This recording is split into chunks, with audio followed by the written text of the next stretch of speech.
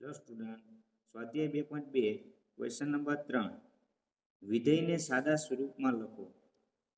tan inverse 1 plus x square root -1 x x not equal to 0. જો એક્સની જગ્યાએ આપણે 0 નથી લેવાનું એવું કીધું છે. જો 0 લઈ લો તો આપણે છેદમાં 0 હોય તો ઇન્ફાઇનાઇટ થઈ જાય જવાબ એનો, અને એ તો પોસિબલ નથી, તો એનો આન્સર જ થાય નહીં આગળ. હવે આને આપણે સાદા સ્વરૂપમાં લખવાનું છે. તો કઈ રીતે આપણે આને સોલ્વ કરીએ કે જેના સાદા સ્વરૂપમાં એ સોલ્વ થાય. તો tan ઇનવર્સની અંદર tan આવે તો બંને કટ થઈ જાય, અને એના આધારે આપણે છેલ્લે સાદા સ્વરૂપમાં એનો આન્સર આવી જાય. તો આપણે આને કઈ રીતે સોલ્વ કરીશું તો જોઈએ. તો સૌ પ્રથમ આપણને આપેલો છે ક્વેશ્ચન, તો એ ક્વેશ્ચન લખીએ. તો આપણી પાસે છે tan inverse bracket root 1 plus x square -1 upon x. હવે જો આ ક્વેશ્ચનને આપણે સોલ્વ કરતા પહેલા જોઈએ, અહીંયા tan ઇનવર્સ આપ્યો છે, અંદર tan લાવવા માટે આપણે સોલ્વ કરવાનું છે. તો હંમેશા આપણે એ જ જોવાનું હોય છે, જે બહાર હોય એ ફોર્મમાં આપણે અંદર લખવાનો પ્રયત્ન કરવી તો ઇઝીલી સોલ્વ થઈ જતા હોય છે. તો એક્સ બરાબર આપણે કયો સપોઝ ધારશું. આગળના બે ક્વેશ્ચન જોઈએ આપણે, પહેલો અને બીજો ક્વેશ્ચનમાં. તો સાઇન ઇનવર્સ બહાર હતો તો સાઇન થાય, કોસ હતો તો આપણે કોસ લીધો, અને tan છે તો આપણે એક્સ બરાબર ધારવાનું છે. તો કે ધારો કે એક્સ બરાબર tan થીટા. એક્સ બરાબર આપણે ધારી લેવી tan થીટા, અને tan બરાબર ની આ બાજુ આવે તો લખી શકાય tan ઇનવર્સ એક્સ બરાબર થીટા. તો આપણે આ દર્શાવી શકીએ. ચાલો એની અંદર કિંમત મૂકી પછી જોઈએ આગળ કેવા પ્રકારનું આપણે સ્ટેપ મળે છે. તો સૌપ્રથમ tan ઇનવર્સ 1 પ્લસ એક્સ બરાબર આપણે સપોર્ટ કે ધાર્યું છે, તો એક્સ બરાબર tan થીટા આપણે ધાર્યું. તો એક્સની જગ્યાએ મૂકીએ tan સ્ક્વેર થીટા, અને વર્ગ છે એટલે માઇનસ એમનો 1 આખાના છેદમાં એક્સ બરાબર કે tan થીટા કૌંસ પૂરો. હવે જો તમને અહીં એક સ્ટેપ દેખાવું જોઈએ કે 1 પ્લસ tan સ્ક્વેર થીટા છે તો શું દર્શાવી છે. તો આનું એક આપણે સૂત્ર ભણી ગયા નિત્યસમનું, જે શોર્ટની અંદર તમને જોવા મળશે. આ પ્રકારનું હતું, યાદ હોય તો sine cos tan cot sec cosec. Sine square plus cos square બરાબર 1, એવી રીતના એક 1 લેવાનું છે. tan સ્ક્વેર પ્લસ 1 સ્ક્વેર બરાબર સેક સ્ક્વેર. જો અહીંયા એનું સૂત્ર બને છે, આ સૂત્ર તમને ડાયરેક્ટ યાદ હોય લખી શકો, નકર આવું સ્ટ્રક્ચર દ્વારા યાદ રાખવા માટે મેં વાત કરેલી પ્રસ્તાવનાની અંદર તમે જોઈ લેશો તો એમાં ખબર પડી છે. એટલે tan સ્ક્વેર પ્લસ 1 સ્ક્વેર બરાબર સેક સ્ક્વેર થાય. તો આપણે સેક સ્ક્વેર એક્સ લખી શકીએ. તો 1 પ્લસ tan સ્ક્વેર છે અથવા tan સ્ક્વેર પ્લસ 1, તો બંને આપેલું હોય, બંનેનો સમ આપેલો હોય, વર્ગ આપેલો હોય બંને, તો તમે સેક સ્ક્વેર લખી શકો. તો 1 પ્લસ tan સ્ક્વેર એટલે સેક સ્ક્વેર થાય, એ આપણને ખબર હોય તો એ લખી દર્શાવી શકીએ ઇક્વલ ટુ tan ઇનવર્સ. તો 1 પ્લસ tan સ્ક્વેર એટલે સેક સ્ક્વેર થીટા થશે, રૂટ એમનું -1 અપોન tan થીટા. હવે એના પછીના સ્ટેપમાં તમે જુઓ તો tan ઇનવર્સ એમનું રાખીએ. અહીં સેક સ્ક્વેર છે અને રૂટ છે, આ સ્ક્વેર અને રૂટ કેન્સલ થઈ શકે, એટલે આપણી પાસે વધ્યું સેક થીટા. તો સેક થીટા -1 આપણા છેદમાં tan થીટા. હવે આગળ શું કરીએ કે જો આમાં ઘણીવાર આવા સ્ટેપ આવે તો આપણને ઘણી ધ્યાનમાં નથી રહેતું કે શું કરવું જોઈએ. તો જ્યારે તમે આવા એક્ઝામ્પલની અંદર જ્યારે સેક tan આ બધા કન્વર્ટ કરે, tan ઇનવર્સ છે તો અહીં tan જ હોવું જોઈએ. તો આપણી tan તો નીચે છે છેદમાં, ઉપર સેક આપેલો છે, તો સોલ્વ જ ન કરીએ એવી tan ઇનવર્સ અને tan કેન્સલ કરવા પડે. એ ફોર્મમાં જે આવ્યું નથી આવડે, સેક -1 છે અને tan છે.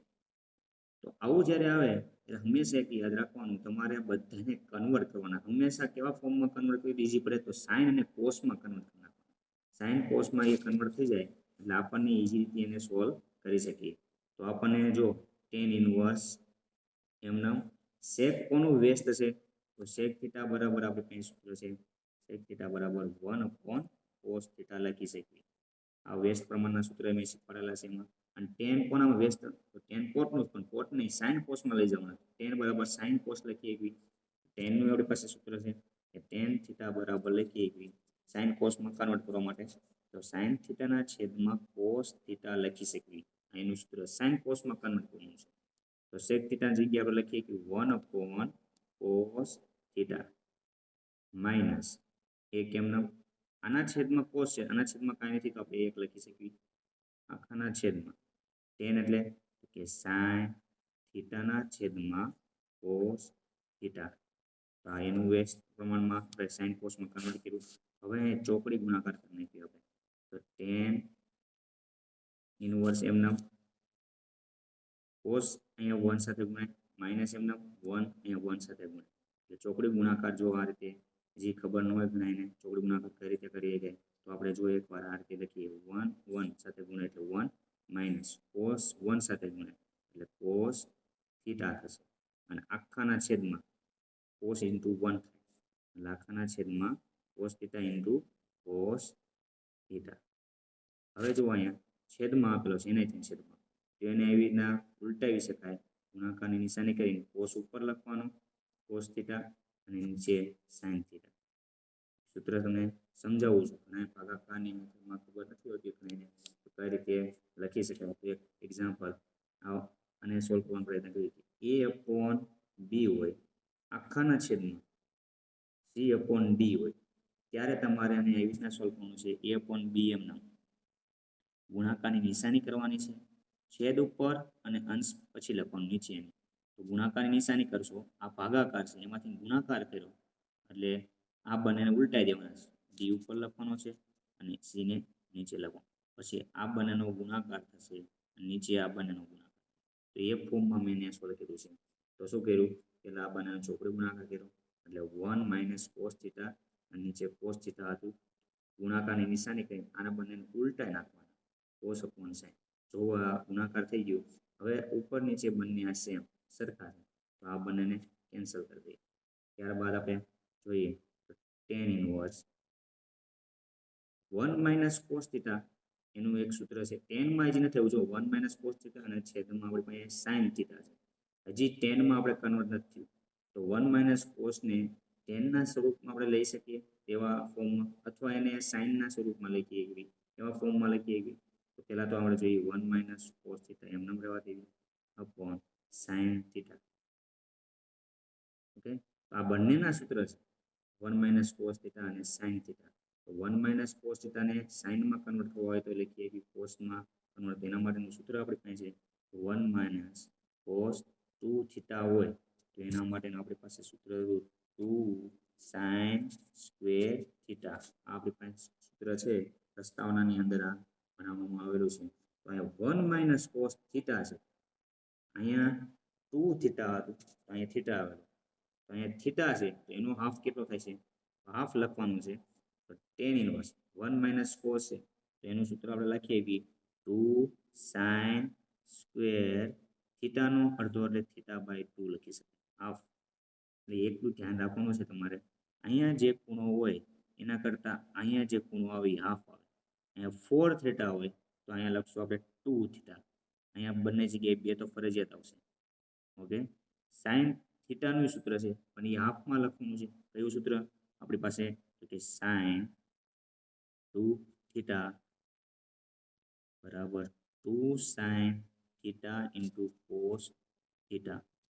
તો અહીંયા એમ જ છે 2 થીટા છે તો અહીંયા થીટા હાફ અને અહીંયા હાફ લીધો થીટા તો એ જ રીતે આપણે અહીંયા લખવાનું સાઇન થીટા છે તો લખાય 2 સાઇન થીટાનો હાફ એટલે theta upon 2 into cos theta upon 2 તો આ બંને કન્વર્ટ થઈ ગયા. શા માટે મેં એને સાઇનમાં જ વાપર્યું સૂત્ર આપણે પાસે 1 માઇનસ કોસ થીટા છે તો એનું માઇનસ નિશાની હોય ને તો સાઇનમાં કન્વર્ટ થાય એનું સૂત્ર છે સાઇન વાળું છે જો આ જગ્યાએ પ્લસ નિશાની હોય તો કોસનું લખવું પડે તો આપણે અહીંયા સૂત્ર એટલે માઇનસનું છે આપણે માઇનસનું સૂત્ર લખ્યું 2 કેન્સલ.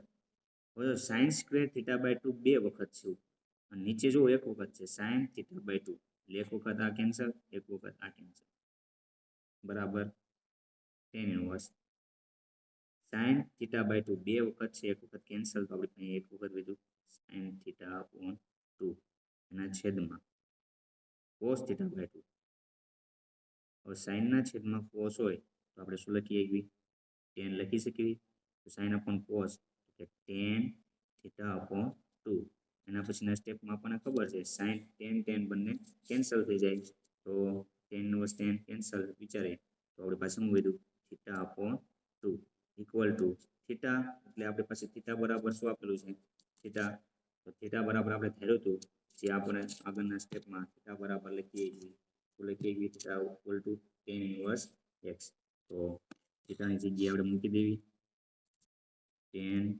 ઇનવર્સ